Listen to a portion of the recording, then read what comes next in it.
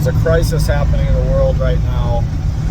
It has to do with professional knowledge, and it has to do with fathers and their sons. It has to do with education, and where we got the things that we know, and who determines the scope of what we will end up knowing.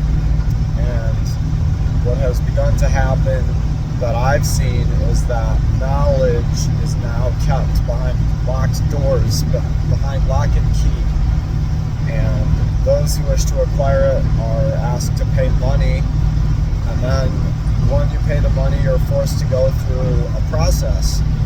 And that process is designed to reform you and conform you to the desires of the educator. And, you know, at its root, the very learning of all these things was really meant to be done by the parent. And I spent some time thinking about this the other day, how, you know, for a long time, I don't know if it's still, you know, in vogue or whatever, but the culture of India has had the caste system for probably thousands of years. And within the caste system, you are raised within the profession that you will work for the rest of your life. And to me, it makes sense that you would have lifelong exposure to something, so that when you become an adult, you are best equipped to perform that task. But now, for some reason, we spend, you know, the first 18 years of our lives, at least in America, basically on bookwork. And at the very most, which America falls behind other countries in the quality of bookwork that we're even producing. So it's amazing to me that we're still forcing people to do it. I come from a homeschool family, but we unfortunately fell into the same trap as the public schools, which was believing that the things that you learn out of books are the things that you're going to end up using. You know, you're going to basically become an adult, you're going to get a book, and you're going to learn out of that book your skills that you'll need to live your life. But this is not correct. When a child's mind is young, it's the most fertile place to begin developing the physical aspects of their being. So imagine a child who's been exposed to metalworking when they were a child. Well, their familiarity with ductility, and, you know, I'm not a metallurgist, okay, but just imagine this child has high familiarity with things like welding, you know, metallurgy, fire safety, right? Different hardnesses, different magnetism, different types of metals, how soft, how hard, types of tooling that are required. Well, then that child is 18, they're easily hireable at any machine shop, right? And any shop that's worth its salt would identify that as being a person who would be good for their company. And all that kid would have to go in there and say is, I worked machining with my dad, I've been doing it since I was 14, whatever. Same thing, like I do tree service.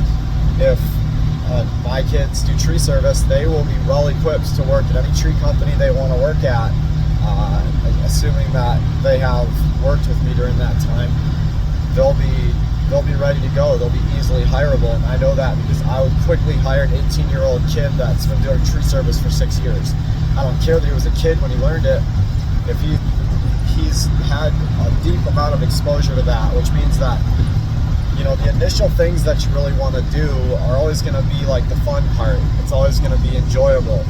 But as you do something over time, you begin to learn the nuances and the pitfalls and how to avoid those. And, you know, I understand there's the spoiled kid syndrome, and that can happen too, the entitled boss's son and all that.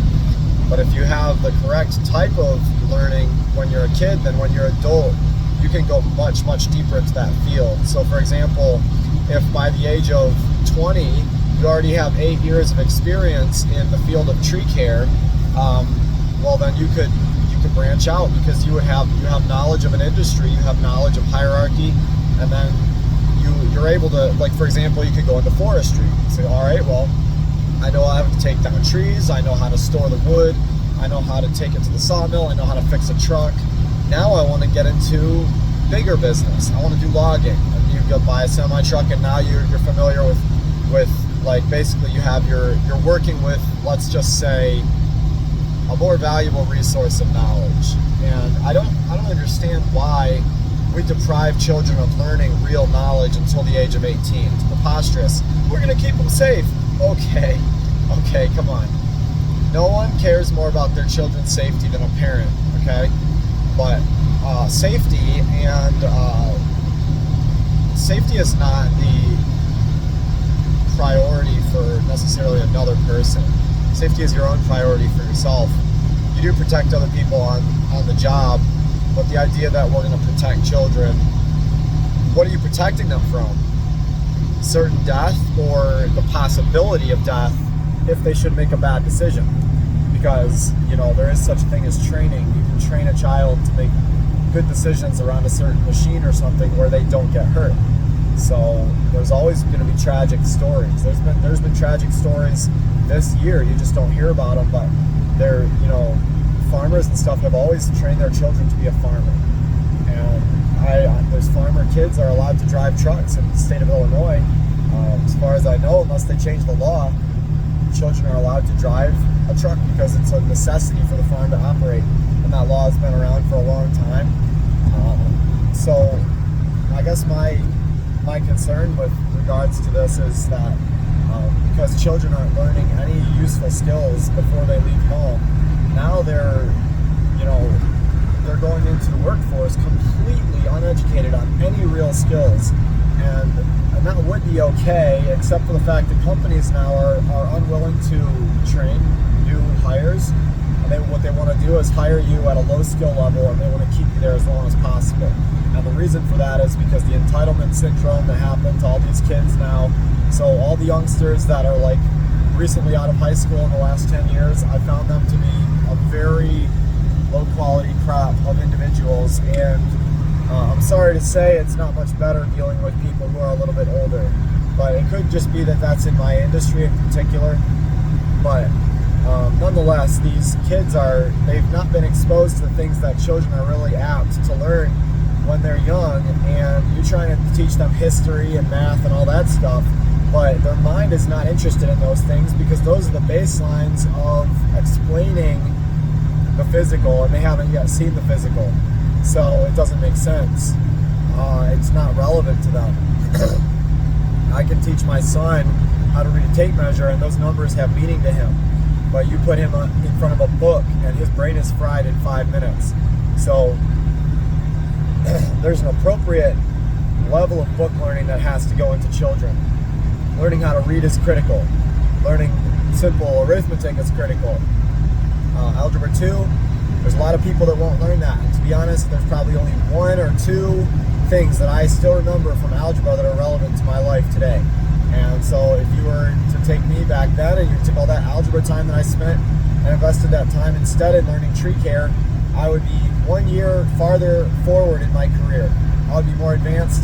Some tree service would have had the added benefit of me working there and learning, and with a young mind, they would have trained and taught me. And I realize companies don't want to deal with the liability. This is why the parent is responsible, okay?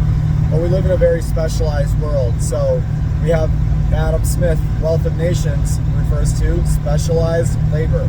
Specialized labor means that you do a simple job and you are just a cog in the wheel in the machinery, and when you are missing, then another cog can be put in there to take your place immediately. You're totally replaceable, your skill level is low, and if the machine breaks down, then all these people are out of work. Okay, it's a very bad deal all around. What we would really benefit from as individuals instead is an added durability of having additional skill sets surrounding the skill set that we have. And the only way to really gain that now is to have that opportunity given to you by a business or by your parents. So it's either or. It's the parents or the business. This is why a lot of people will say, well, your children, you should, I'm sorry, let me go back. A lot of people say that, hey, you should definitely have a blue-collar skill, no matter what your job is, what your profession, if you're an engineer, you're a pilot, whatever, you should learn how to work with your hands, learn how to do construction, work on a car, do mechanic repairs. Why are you supposed to know those things? Because really, the real reason is partly it's a backup for yourself, in that you have an alternate stream of ability, or an alternate stream of knowledge, where if your like so-called cog position in the giant machine should fall apart and you don't have that, now you at least have some other skill that you could leverage, possibly into another career. And really that is honestly how things work. You start as a hobby or a side gig where you just make a little bit of money with it, and then later you could use it as a career. That's what happened to me. I turned tree work into a career, but it was literally just a side gig that I was doing for side cash before. So, and I did that for years after I was married, just mowing lawns and cutting trees and stuff like that on the side to make ends meet.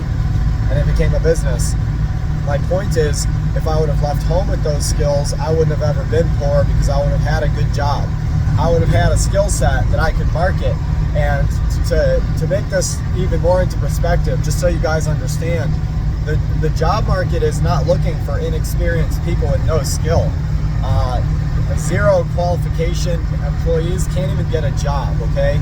A lot of companies, you can't get a job. If you're a zero qualifications person, let's say you have a high school diploma, your chance of getting a job at Kohl's, McDonald's, extremely low. When you go on Indeed.com, these are the type of places that are hiring. You're going to go on there, you're going to see Home Depot, you're going to see a distribution center, you're going to see fast food, you might see some sort of warehousing. Warehousing is a place where you can get your foot in the door, but they're going to eat up a lot of the time out of your life, and it's going to be very hard to develop an alternate career after that. Your best time for developing a career is when you're at home with your parents. So children are being let down in record numbers like never before, because really these kids should be leaving home already with some skills that they can market, that they can sell and work and make a decent living at, okay? McDonald's shouldn't pay $20 an hour. I understand $20 is worthless now. You need $20 an hour just to have a car and car insurance. I mean, it's crazy, especially working part-time. So I get it, it's hard, but what we need higher skill individuals with common sense that don't need to be taught the basics of human existence. They should already know the basics of human existence when they leave home or when they're 18. By that point in time, you should have already been exposed to danger. You should understand the difference between common sense and something that requires training. You should understand animals, how they work, how they die, how they mate, how the young is born. They should understand how not to be hurt by a large thing. For example, an automobile. Common sense dictates being careful around automobiles, but children don't know that because they're not properly educated on the use of these things. And kids don't want to drive, but they're also being held back from driving. So there's so many different things. Like, my son is more interested in putting nails in a board than you could possibly imagine. Well, he needs to understand the value, the application of that, and how to use that, branch that out. It's not just putting a nail in a board, it's building something with dad, okay? It's helping dad build something. So I might have a project with my son where I just put some boards together and do something simple. Or I might have a building that I make and I need my son to help me hold things in place and do measurements. I need him to help me cut wood and use a circular saw. These are the things that make useful citizens, especially boys, by the way. And I understand females have a different perspective and outlook and definitely different goals. So I'm not really talking about that as much, but that's there as well. Like, females, the idea that a girl grows up and she doesn't know how to cook a meal out of a recipe book, I mean, that's crazy. Like, did you never think to ask your daughter, hey, well, can you make us oatmeal for breakfast? Can you make us some mac and cheese out of a box? Easy stuff. And then she wants something from the store, and you say, well, we can't go to that restaurant, it's too much money, but you can make it at home. And then you go to the store and buy ingredients, and you give her the chance to make it. How are these opportunities not happening? Well, the people that I'm seeing are not equipped for their life. 18, 20-year-olds, badly limited individuals. And by the way, I'm not trying to put myself on a pedestal. I came out of my parents' home totally unequipped for life. I was unable to mail a package. I'd never done it before. I didn't know where to go, who to talk to, what to do. And, anyways, I'm going to sum up the video. It's 15 minutes in, but the whole crisis within society right now is being caused by low value individuals being produced by families. And what we need is for families to be producing individuals who already know everything that their parents know. Yes, it is possible for your children to know a vast amount of the knowledge that you have learned in your lifetime. But guess what? For them to do that, their schooling has to come from you. It cannot come from an educational institution whose job is to prepare them for college. Preparing for college is not the goal of a parent. It's not the objective. Your job, even biblically, the Bible says the child's supposed to learn from their parents. And I understand there was a time when parents were not literate, and they needed their children to be literate, and so they sent them to someone who could read and write. But literacy is widespread now. It's not overly difficult to teach literacy.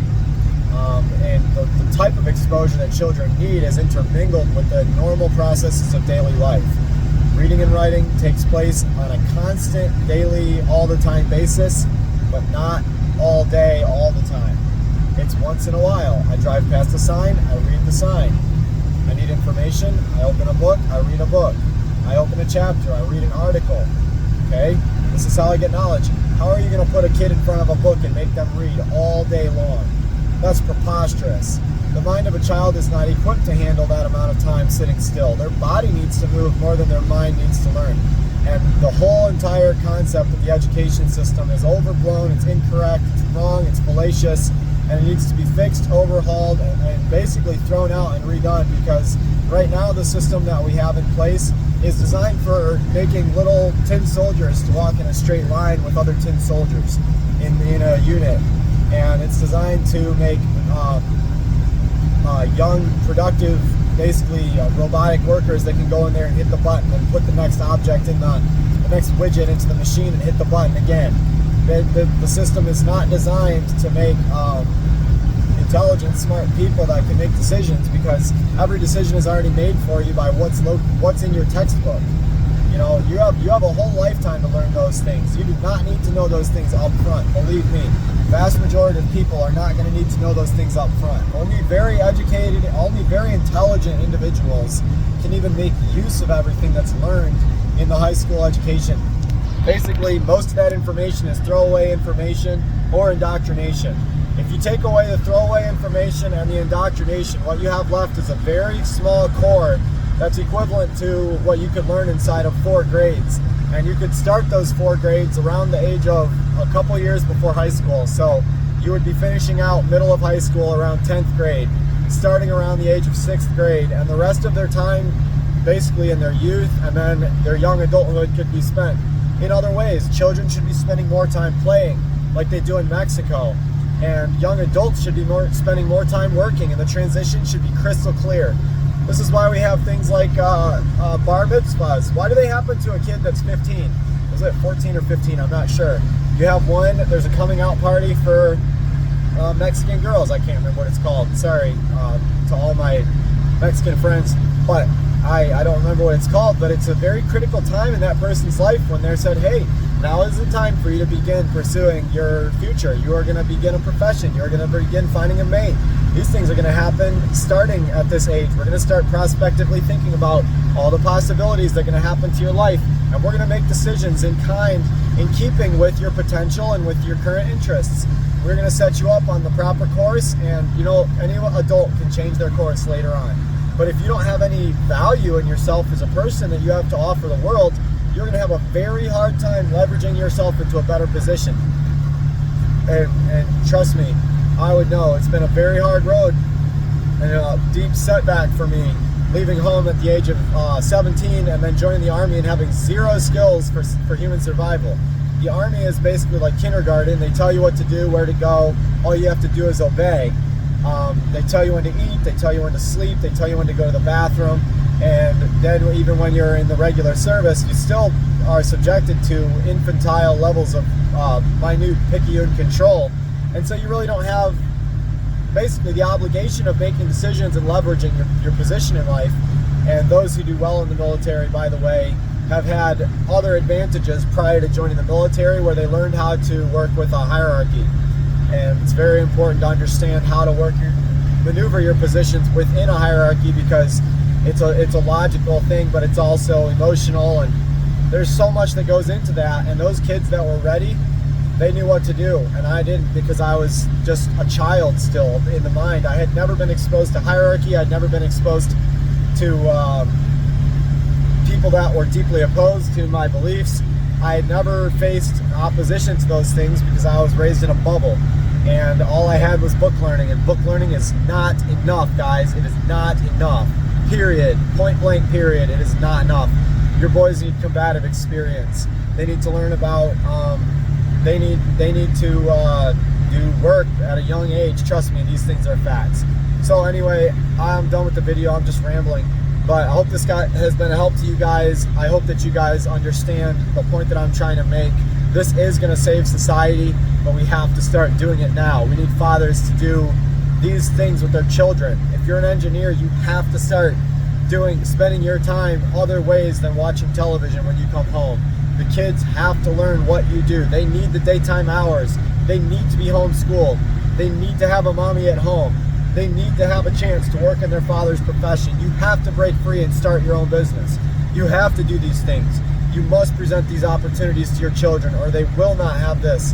Trust me, the college route is only for the crust. Probably 10% to 5% crust is for higher education, and the rest of society is meant to learn these things organically as they live their life. So have a great day, guys. Bye.